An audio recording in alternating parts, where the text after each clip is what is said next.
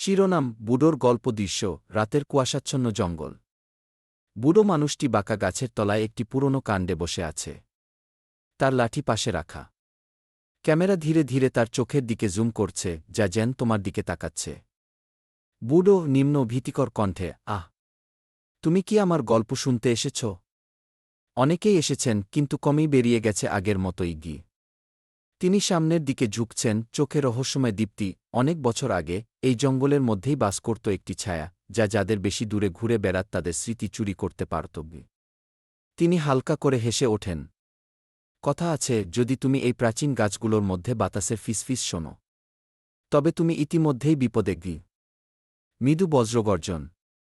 তিনি হাড়ের মতো আঙুল তুলে দেখান। এখন তোমার গল্প শুরু হয়েছে। মনোযোগ দিয়ে শুনো, কারণ তুমি যাই করো তার প্রতিধ্বনি এখানে চিরকাল বেঁচে থাকবে গি।